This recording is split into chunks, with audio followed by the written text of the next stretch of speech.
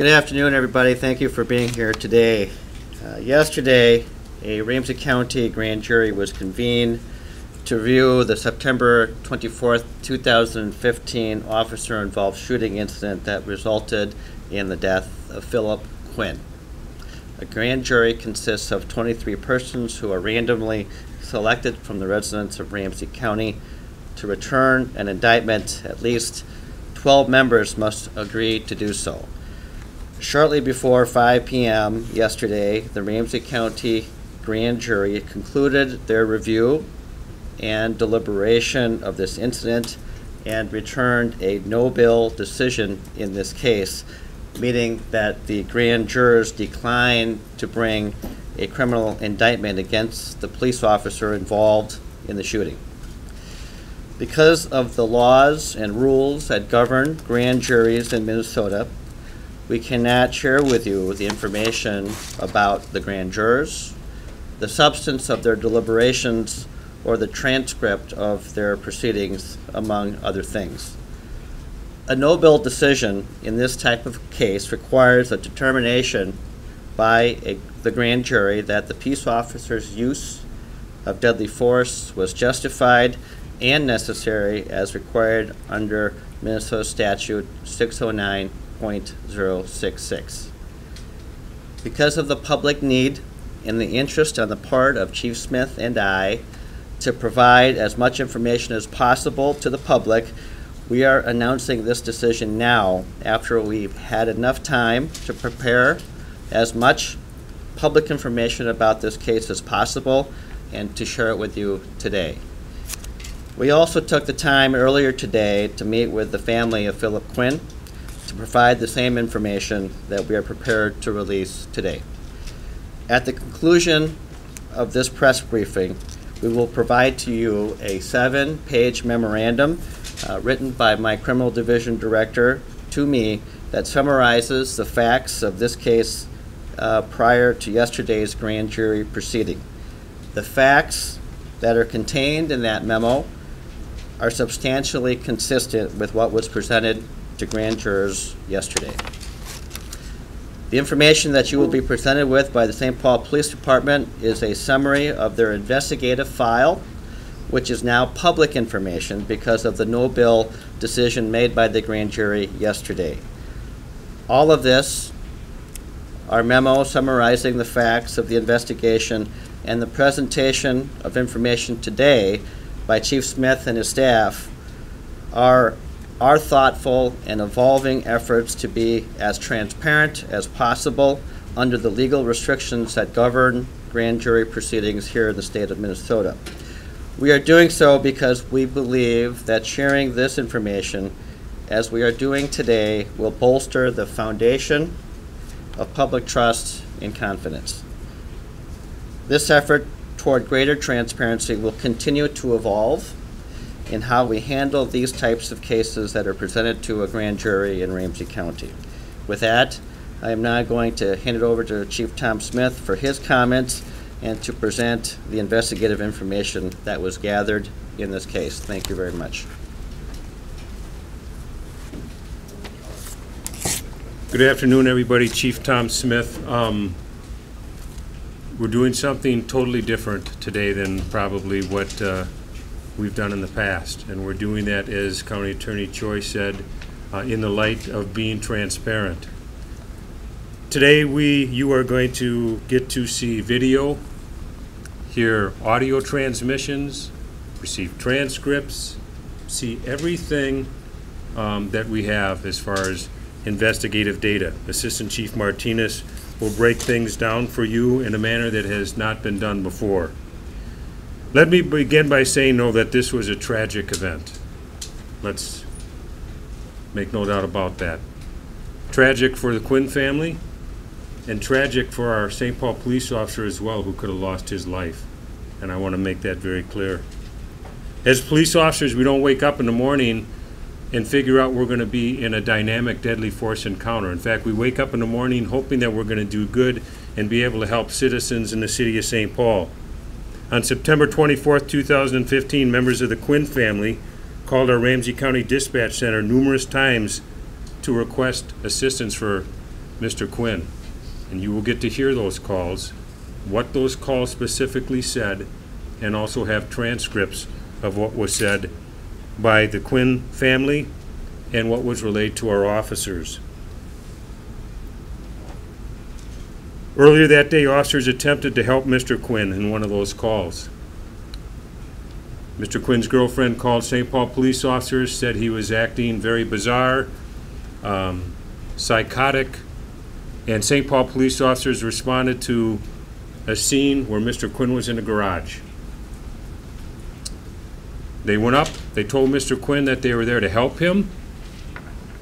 Mr. Quinn, they then stepped back to let him come outside of the garage, and he ran away from those officers. He ran to a different part, a couple blocks away, where he actually tried to break into somebody's apartment and ended up struggling with another individual, again, that Mr. Quinn had tried to force himself into his apartment. Later in the day, you will hear Mr. Quinn's mother, who notes more about Mr. Quinn's bizarre behaviors, threats towards his girlfriend, threats towards the mom, and that he had a screwdriver. You will learn that Miss Quinn says that her son had stabbed himself multiple times, believed that he had died, and came back to life. Just very bizarre behavior. Recently, St. Paul police officers went through training in 2015 at the recommendation of President Obama's, one of the recommendations, 21st Century Policing Study, as far as dynamic encounters. And what we trained all of our officers in the entire department was that in situations, we want to slow things down, we want to take tactical cover, and we want to wait for all the available resources. And it was very involved. So over a day long, everybody again through the department went through that. I want to let you know that in this situation, the first two responding officers did exactly what they were trained to do. They took positions of cover quite some distance from Mr. Quinn. This is our second now call to Mr. Quinn, who's in the garage. His mother has called us and given us information that, again, that she is very worried. He's acting bizarre. Actually says, your officers better be careful. Actually says as well that if he sees me with your officers, he may do harm to me. And you will see that the officers are waiting for more resources to come, including a canine, who you will hear on our radio transmissions that said is getting closer. They're not on scene yet. What you will see and learn during this tragic incident is Mr. Quinn initiates a contact with St. Paul police officers. We did not initiate contact with him. And I believe that will be very clear to you as Assistant Chief Martinez goes through his presentation. Our officers weren't there. They weren't trying to arrest him. They took positions of color, again, quite some distance away from Mr. Quinn, who was back in the garage, pacing back and forth. We knew for sure, maybe with a screwdriver, possibly with a knife. You will hear that as well, the dispatch transmissions that go on. They didn't call him out. They didn't say you're under arrest. The officers also, you will see a neighbor come out, make sure that the neighbor is safely goes back inside the house. You will see Mr. Quinn's mother come out of the house, and they will ask her to go back across the street for her own safety. Right before this incident occurs, Miss Quinn again crosses the street and goes near Officer McGuire. Very quickly after, you will see, and we will slow this down and show this to you in detail. You will see that Mr. Quinn runs out of the garage, runs directly at the St. Paul police officer, doesn't run away from the officer, doesn't walk away from us, could have went all sorts of different places, but charges, and you will see that very clearly, a St. Paul police officer in a very aggressive manner. That officer also retreated again, and you will see that, and you will hear the officer saying numerous times to drop it, drop it. The officer also was standing right next to Mr. Quinn's mother, and they actually were backed into a fence and then finally fired the rounds that stopped the threat at that time with Mr. Quinn. You know, one of the most perplexing things for law enforcement today is dealing with mental health. And people that also, Mr. Quinn was under most likely the influence of methamphetamine, or there was methamphetamine in his system. That's a dangerous mix. Over the course of the last 2 weeks, we've had some tragic incidents in the metro area where you've heard one definitive word again, mental illness or people that were suffering from different things. I want to say this, and for the Quinn family as well. The one thing I agree with the Quinn family, if Philip Quinn would have had the opportunity to have an open bed and to get some help, this tragedy probably would not have occurred. But I want to end by again saying that St. Paul police officers did not initiate this contact in this incident. There are times when we have to defend ourselves and others. Officer McGuire was put in a terrible situation. He did everything he was trained to do and still had no other choice in this situation. Some people may second guess us and say, Chief, why didn't you use a taser or some other means? Well, we were waiting for the resources of a canine, but I believe when you see this film and how fast this happened from 0 to 100 within the blink of an eye, you understand there was no opportunity for the officer to use a taser. And with that, I'm going to turn it over to Assistant Chief Martinez, who will walk you through step by step, how this incident occurred. Good afternoon. Thanks, Chief. As the Chief indicated, my name is Bill Martinez. I'm the Assistant Chief for the Major Crimes or Detective Division here. And I'm going to walk you through this video. But before I start, I think it's important to know that I've been in law enforcement over 30 years, and I've seen a lot of change in how we do policing. And majority of that change has been in area of technology. When the Chief and I started here in St. Paul, the squad car consisted of a box-mounted police radio with a microphone on the console of the car, the squad car, and that was it. We didn't even have AM/FM radios. Fast forward to the squad car of a St. Paul police officer, you have a laptop with wireless capabilities. You have radar for traffic enforcement. You have fancy emergency lights, and you have in-car camera. And it's that technology, that in-car camera, that has brought us here today. Because for the first time, we've captured an officer-involved shooting on camera. So as Chief indicated, I'm going to take you through a sequence of events that led you up to the shooting of Mr. Quinn. You're going to see the video, and then we're going to replay parts of the video. You're going to see what you're going to see, but what I hope to convey to you is if you see this through the lens of a police officer, because for us, it isn't so much what we see, but it's what we look for. On September 24th, 2015, at 1:28 p.m., Ramsey County Communications receives a call from 657 Canton. The caller identifies herself as Philip Quinn's girlfriend, Darlene Tariq.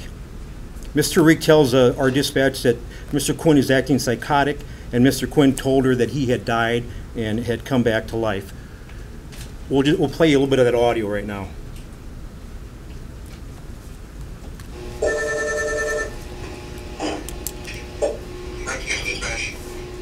My boyfriend is being psychotic and up dangerous, and I need help. Okay, what's the address there? 657 Camden Street. In St. Paul? Yep. And what's he parking there? It's a house. Okay, you said 657 Kansas? Canton. C-A-N-T-O-N. It's South Canton Street. Okay. And what's he doing exactly?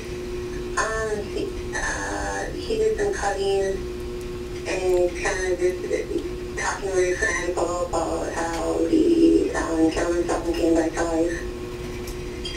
Okay, did he just do this, or? Having some parents that, yes. Okay, go ahead and stay on line. We'll get a medical dispatcher on the phone as well. They're going to ask a couple questions along the way too, so please don't hang up, okay? Okay.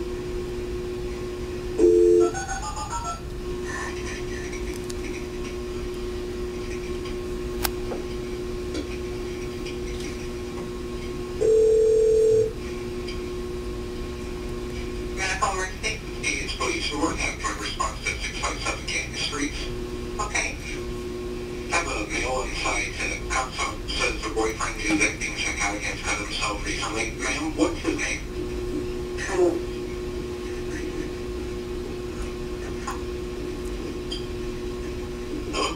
Okay, so what you're going to hear is just some repeated information. At 1:35 p.m., officers arrive and are advised by Ms. Tariq that Mr. Quinn is in the garage. The garage door is closed, and officers approach the garage and they knock on the door. They open the door and they see Mr. Quinn standing next to a workbench. They ask Mr. Quinn to step outside and so they can talk with him. Officers step outside of the doorway. Mr. Quinn exits the garage, and instead of stopping and talking to officers, he runs down the runs through the doorway, down the driveway, and north on Canton.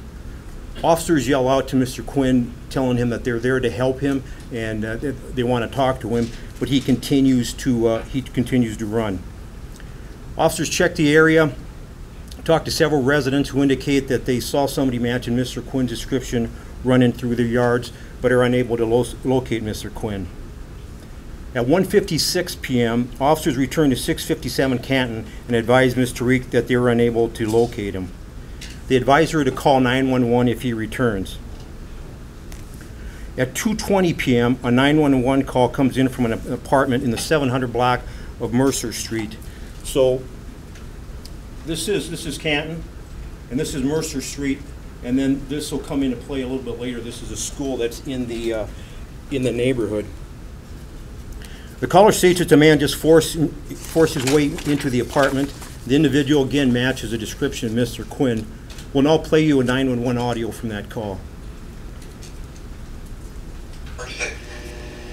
730 Mercer Street, in St. Paul. Okay, and what's going on there?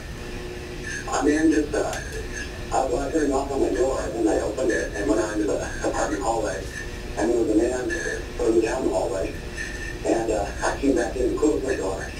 And then he opened it and forced his way into my apartment. And so I pushed him out and was screaming in the hallway. And he grabbed onto me, and I fought my way out to him and came back into the apartment and locked the door. And now he's in the building somewhere. Okay, do you know which way he went? He went down my hallway to the left from my apartment, which would be, I believe, to the north end of the building. Actually, I'm sorry, to the left end of the building. Okay, can you get your name, please, sir? My name is... We redacted that to protect his identity. And his phone number for you, please? Very good. Okay. And can you describe this guy for me, please? He was wearing all, I think it was all blue. It almost looked like scrubs, but it made him like a sweat outfit. And he was super sweaty. He was maybe a Hispanic, Latino male. He had some gaps in between his teeth, and he had, I believe, dark brown or black hair. And he was taller than me, but probably about 6 feet. Do you know about how old he was? He looked like he may have been like around my age, like early 30s. And you don't know who he is, never seen him before, anything like that? No, never seen him before. Now, did he say anything to you when he forced his way into the apartment? And he didn't make any comments or say anything? He said absolutely nothing, and when I got him out into the hallway, and I opened his shirt as I pushed him out. Well, when he came in, I went down on my knee, and then as I pushed him back out, I was screaming, help and hey, and can you hold on 1 second? I believe I heard this guy coming into the building and made run into this guy. Okay, so you get the gist of that call. At 2:23 p.m., while officers are searching for Mr. Quinn, the Ramsey County Dispatch gets 2 additional calls coming in on 911. One is from an apartment complex near Mercer Street, where the employee indicates that an individual matching Mr. Quinn's description is running through the apartments trying to gain access into apartments. The second one comes from the school here, which has been placed on lockdown. An employee there had seen police activity and was concerned for the safety of the students. They advised us or asked us if it was okay to release the students. We said yes, and we had a couple of squads in the area. Officers then go back to 657 Canton to see if Mr. Quinn has returned. Officers speak to Paulette Quinn, Mr. Quinn's mother, who tells them that he has not returned. At 5:19 p.m., another 911 call comes in from a neighbor of the Quinns, who advises dispatch that Mr. Quinn has returned home. 5:34 p.m., A 911 call comes in from Paulette Quinn. She requests officers at 657 Canton. Paulette Quinn tells dispatch that Mr. Quinn is suicidal. 5:46 p.m. Paulette calls a second time on 911 and advises Mr. Quinn has something in his hand and that people at that location cannot stop or control him. 5:49 p.m. Officers are dispatched to 657 Canton. 5:54 p.m. Philip Quinn's mother, Paulette Quinn, calls 911 to say he is at 657 Canton. We'll play you that 911 audio.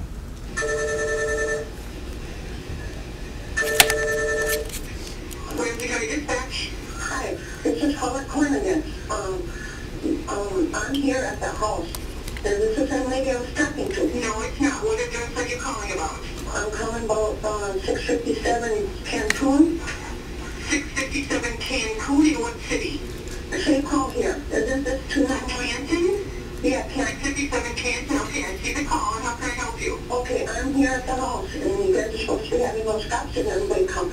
He's fucking tearing the hell out of me. He's in the garage, and he has a fucking screwdriver in his hand. Okay, there's two officers on the way. Oh, there is. Okay, thank you so much. Okay, and what is your name? My name is Paulette Quinn. I'm his mom. I'm outside right now, but I don't want him to trip. Like I said, I don't want him tripping out on me. Okay, and then are you calling from... Okay, at 5:50. Okay, and who is it? Your son that is in the garage? Yeah. All right, you want to stay on the line with me until they get there? Yeah, sure. I might have to put the phone down for a minute and make sure he's still in the garage, because he was threatening to stab the little piece girlfriend.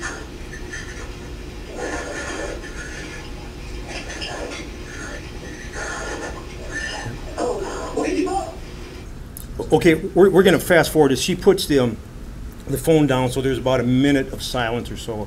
We'll try to pick it up where she comes back to the phone.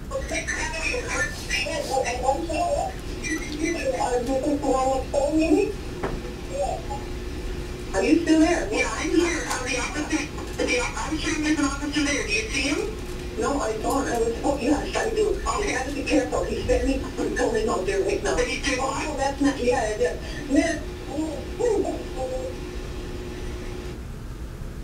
Okay, so that's the call. At 5:55, officers arrive on the scene. We're not going to show you the car camera video, but before we view the video, it's important for everyone to understand that this video is only from one perspective. It does not show a 360-degree view, nor does it record everything that happened. It is only from one perspective, from the dash of the squad car in a fixed position. Can you go back to the house, one of the earlier slides? Before we view the right there, the video, you're going to hear Officer Labatt talking about sides of the house, 1, 2, 3, and 4. Officers are trained that the front of the house is always 1, and then in this case, this side would be 2, the back side would be 3, and this side would be 4. We do that for a variety of reasons, because sometimes at night it's hard to say I'm on the north side, I'm on the south side. It's a standard tactic that we use in our communication. Okay, some background. Some of the background that officers received while they were en route. Officer Richard McGuire, a 7-year veteran of the department, and Officer Joe Labatt, an 8-year veteran of the department, are working together in a squad car, respond to 657 Canton. While en route, they will be given information from the Ramsey County Communications Center about the calls. As 911 calls come in, the dispatchers immediately relaying that information to officers that are en route to the area. Officers can be heard asking dispatch for a picture of the mail. They request a picture of the mail be sent out electronically to their squad car laptops. They do this so they can be aware of what the mail looks like prior to them arriving. You will hear a canine officer describing Philip Quinn as she attempted to look for him earlier in the day. She gives out his clothing description. Officers use the red lights and sirens to get to that location in a safe and efficient manner, which is both good and bad. It's good because they want to get there as quickly as possible to ensure that no one is harmed or injured. However, police sirens carry, and the sound travels a long way. So it is likely that Mr. Quinn would have heard the officers approaching and known the police were getting close. Officers stopped using their sirens near West 7th Street and Jefferson with the hope that they could conceal their arrival to the area. While officers are en route to the call and before they get there, the mother reported on 911 that Quinn was in the garage with a screwdriver. This information was given to officers as they arrived on scene. Officers also received information which you will hear in the video, that the male has been threatening to stab his girlfriend earlier in the day. Once officers arrived on the scene, they take steps to ensure the scene is safe and as secure as possible. Officers exit their squad at 5:55 p.m. Officers do not park in front of the address when they are called to any type of dangerous situation. We do not want people to know that we have arrived in a potentially dangerous situation. Officers need the element of surprise so they can assess a situation and not be prone to any type of ambush attack. In this case, officers park north of the address on the opposite side of the street. They do this to give themselves the maximum visibility of the scene and to give themselves immediate cover if needed. There's been many cases where officers have been shot or ambushed as they're arriving to these types of calls. You will see that officers split up to avoid being dual targets. One officer immediately moves to the south of the address, while the other officer moves to a vantage point on the north side. Because the male had fled from officers previous in the day, and based upon the threats made, officers were attempting to contain the male if possible and be able to see both sides of the residence. We do this so the potential threat does not come up behind us or from the side. Officers immediately begin using the radio to communicate to dispatch and other officers about the situation. It is important to remember that the male was reportedly armed and had possibly committed a burglary earlier at 730 Mercer Street, which is only 2 blocks away.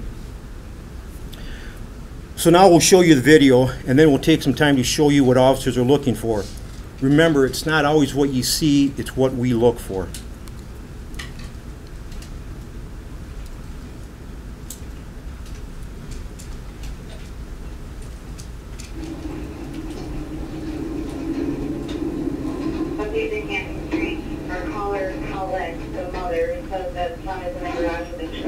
Squad car is facing south. This is the house.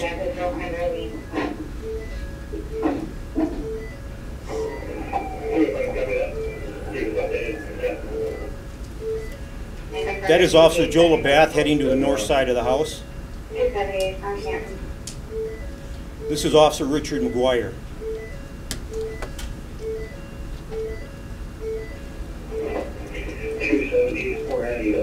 Right in the alley, we got the one side of the house covered. We're going to get the 3 side covered. The garage is detached. The garage is blue in color. The house is white in color. Flag to the alley. Garage is blue, house is white. I got eyes on a male. He's in the doorway of the garage right now, currently. I'm waiting for Quinn to get here. I got eyes on him right now. So he's got a black shirt, got black hair. I can't see if he's holding anything at this point. This is Officer Joe LaBath. He's what you hear on the who you hear on the radio, coordinating the response.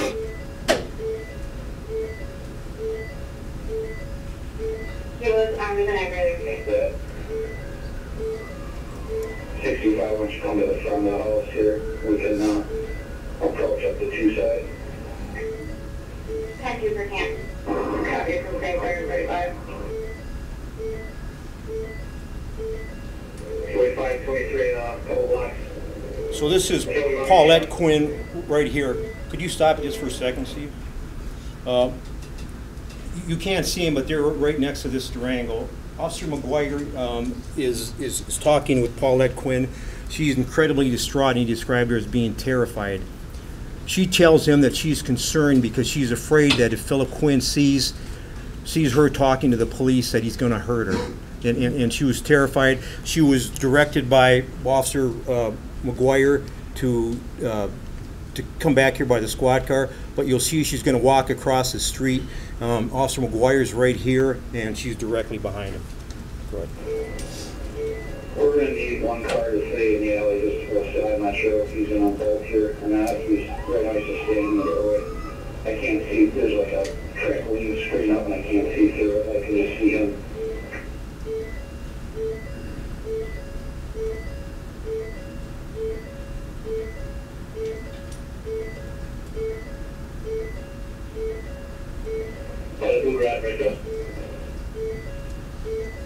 This is Paulette Quinn right here. She's going to walk over here by this car.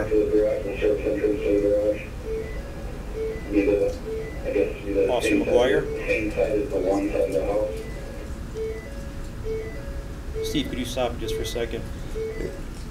There is a fence that's running north and south along the sidewalk, and then the fence connects, makes an L shape, which is running in this direction.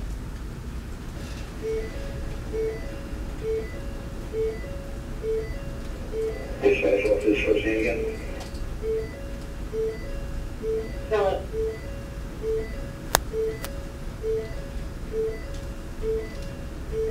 This individual directly across the street lives here. Came out of his house to see what was going on. He was directed by officers to go back in his house. This individual did not witness the shooting.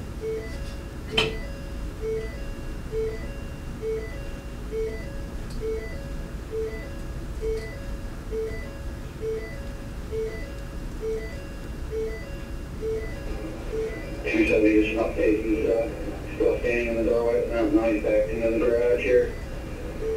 I don't have the visual on him. He's back into the garage now.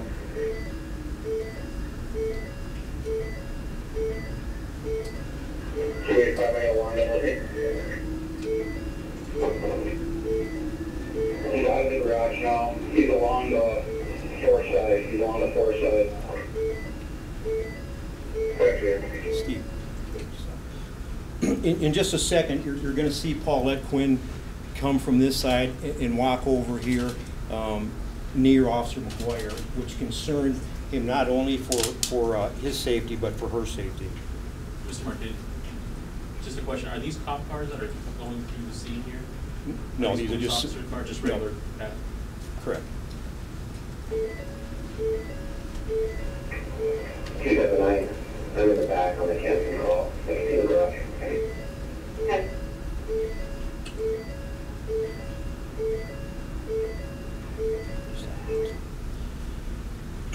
Okay, I want you to focus your area right in this area. This is Officer McGuire. You're going to see Mr. Quinn come down the street, down the driveway here. He has options to go to the street, run north or south, but he's going to turn. Go ahead. Again, Paulette is right here. Can you back it up? If you listen closely to the audio, you'll hear at least 4 times Officer McGuire saying, "Drop it, drop it, drop it," and Mr. Quinn doesn't. Could we back that up a little bit, Steve? Okay.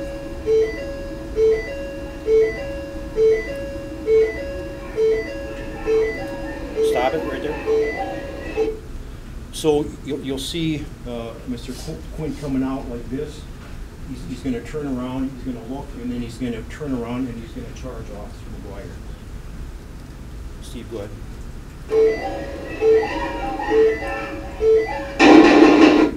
If you notice, you can see his hand going up here, and the autopsy report said that he was struck here in the arm, and that wound is consistent with his arm being in this position. Okay. Officers, you hear Officer Bath yelling, shots fired, shots fired, shots fired. He goes to, you'll see Officer LaBath coming down here.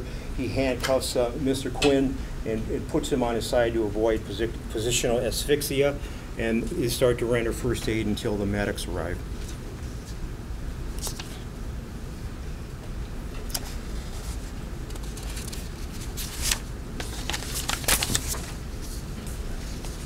Okay, I just want to reiterate something.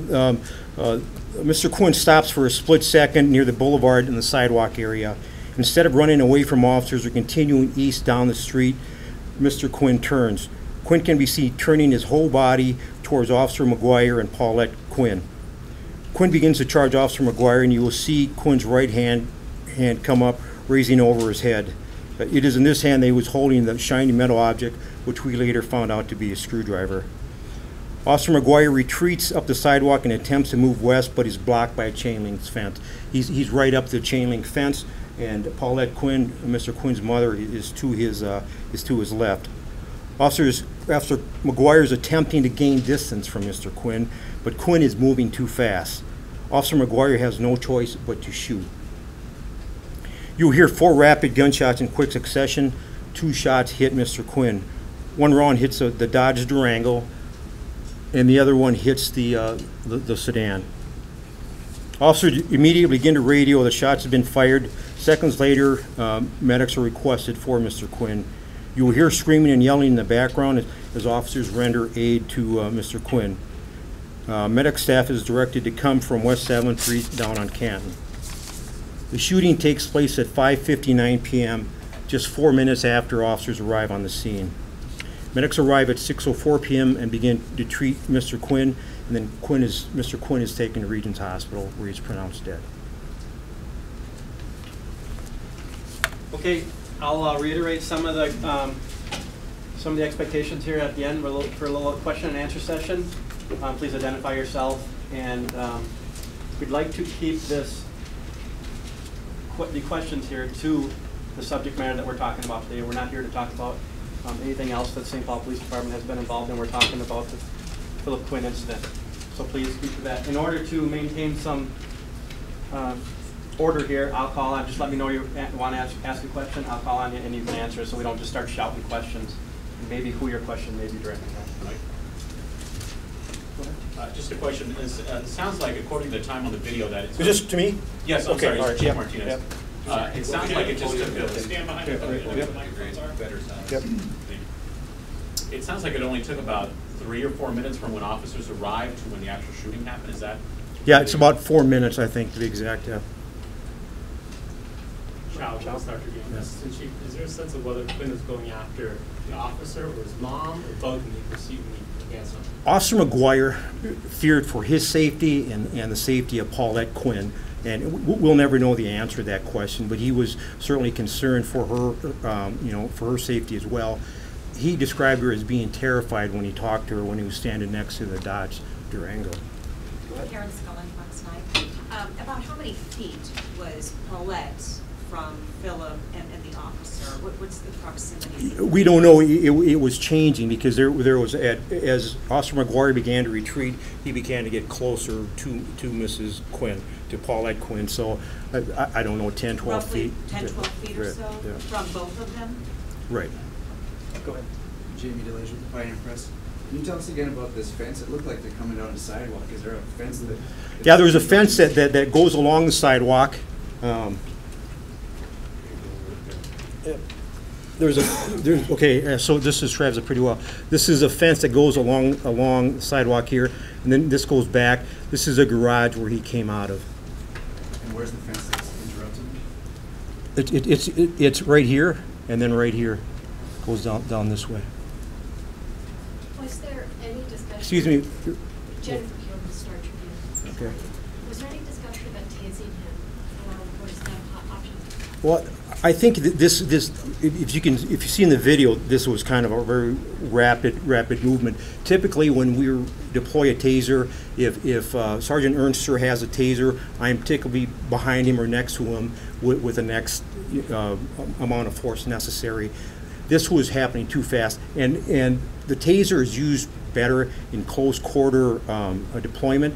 As you shoot a taser, the prongs go out like this, and they start to separate. If you don't have 2 direct contacts, it's not going to be it's going to be inoperable, and it won't function. So there was he using, and Officer McGuire said he had no choice, to use a taser because it happened so fast. Assistant Chief Joe Augustine with KSTP.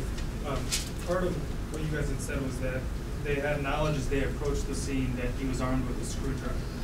it looked like, and I don't know if it was Officer Labatt or McGuire getting out of the squad car, and the dash cam shows him walking around the front of it, and it appears to show him taking out his firearm. Correct. Given that they had knowledge that he was armed with a screwdriver, in any situation would that officer take out his taser instead of the firearm? No, because I think that a screwdriver, a knife, earlier Paulette had said that he had access to other sharp weapons. So we can't assume just because someone said it was a screwdriver that it was a screwdriver. So the fact that Officer Labatt and Officer McGuire took out their firearms, that's what we expect from the training. Edgar? Assistant Chief Edgar Linares of WCCO Radio.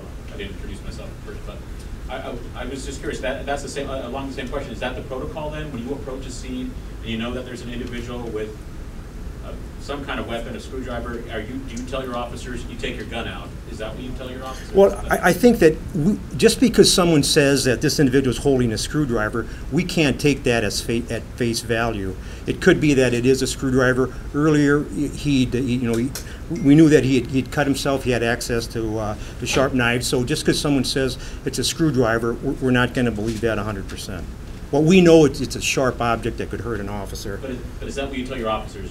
You take your gun out when you approach a scene like that. Well, you don't say take your taser out. You know, every circumstance is different.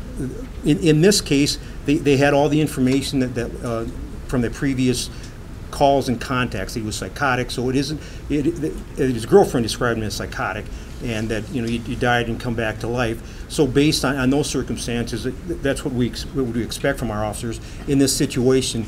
Every situation is different, though. I can't tell you that it's going to be the same every time. Anybody else?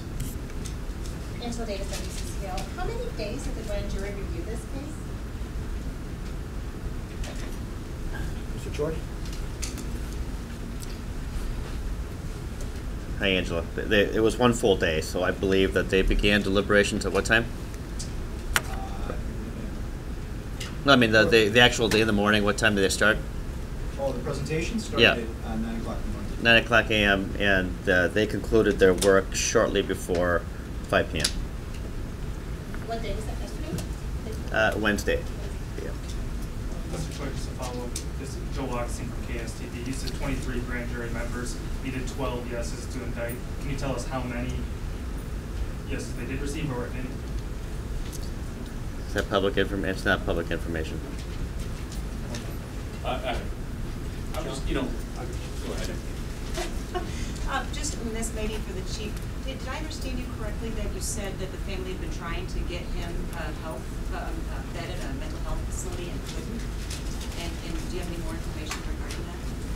What I talked about are things that have been reported widely in the media themselves, that the family members came forward to talk about, that they, I believe it was reported in one of the two newspapers actually, that he'd been refused a bed, or they were waiting for a bed for him because of his mental illness, and I think that, again, that's been reported before as well. And I want to reiterate again that I agree with the family that in this case, this is a bigger issue. This is an issue with mental health professionals. This is an issue that we're actually taking on. We're working very closely in St. Paul with our Ramsey County mental health partners right now. We've just recently also are partnering with our Emergency Communication Center, because these type of calls, again, we've seen some other incidents that have just happened in the last week and a half. They're happening more often, and we want to make sure we're doing everything we can, working with all our partners to make sure that we can stop things from this happening like this in the future. Quick follow-up, what percent, do you have any idea on a percentage of calls that do end up where you're dealing with mental health? That's information that we can try to get to you, but I don't have that offhand, no. All right, one more question. Chief, John Coleman from CARE. Can you tell us anything about the toxicology results on Mr. Quinn in terms of showing psychotropic drugs in his body or narcotics? That's something that I don't have specifically. All I know is that there was methamphetamine found in his system. And there's mention of it in the report that we're going to be releasing to you. One more. Chief, and just for the chief and Mr. Choi, obviously you're doing this because you want to show people that you're not hiding anything. You want to show, be more transparent, as you say at the beginning. how important is St. Paul now Police Department when it comes to transparency and what you're showing and what the decisions you guys are making? Obviously, it's a priority now because you're having this. This is different. I've never seen it this way before. And Edgar, let me just say one thing. I mentioned earlier about the training all our officers went through with recommendations from the President's 21st Century Policing report. And one of the reports is also covers this area that we're doing right now, the transparency. As far as you look throughout the country, and I was just in Washington, D.C. with 200 chiefs, things are changing. And we realize that the public is asking for more information. Whether it's good information or bad information, it's very important that we get this out. And that's why this is so unique. It is different. And I expect that these are things that we're going to be doing in the future so that the public and all of you can get, especially the facts. One of the most difficult things for police departments is when you're investigating serious crimes, you know that we can't always talk about them. But many times other people talk about things for a long time, and it takes time, and so we want to make sure that we are able to get more information out. This is something that we take and hold very dearly in our hearts as far as getting information out to people, and I'm going to let County Attorney Choi also address it. Well, like as I said before, I mean, I think the foundation of trust and confidence is based. One of the premises is that the transparency is incredibly important. Now, the unfortunate side of the grand jury proceeding is that by law and by rule, a lot of it is secret, and so we, I think, have really tried to take a look at that statute and the rules that govern it, and to try to figure out a way to release this information. And so what we're doing here today is that essentially what was presented to you was not the information or the evidence that was presented to the grand jurors necessarily. It's just a summary of the investigative file. And I think it's okay for me to confirm that substantially what you have in the memo that my criminal division director told me, and obviously the video and the things that were presented here, are substantially in line with what was presented and considered by a grand jury. So that's what we're trying to do. We're trying to think about ways in which we can think about the law, but then recognize the greater purpose, because we've got to recognize that the law around grand juries was enacted a long, long time ago. And things have now changed. And I do think that trying to be more transparent with this grand jury process is imperative, and that's what we're trying to do. And I think you're going to see more of this. This is an evolution too. I think you're going to see us thinking about more ways in which we can get information out. But I also want to say one thing, and it's really, really important, is in terms of the need to know for the public, right? That has to be balanced with just responsible investigation. And I think it's so critical. And I ask all of you as members of the media to recognize that sometimes we can't talk about certain things, or we can't release a video because we do not want to in any way jeopardize the integrity of that investigation. So in this particular case, I think people wanted some of this video to be released earlier. And I'm so glad that the police, although the chief had the prerogative to do it, but he chose not to do it. And I think in this case, with respect to some of the things that you will see in the memo that's being released, we had to follow up with some of the witnesses to get some additional information. And I think just not having that video out in the public domain really protected the integrity. We should not be ever compromising justice and ultimately how we come to these conclusions and present what is the truth. And so that's what I would say about that. All right, thank you. We will make this information available. Right over here on the table as you exit, we'll have the discs, we'll have flash drives for everybody with the transcripts and documents on them, and the Ramsey County memo will also be there. Thank you.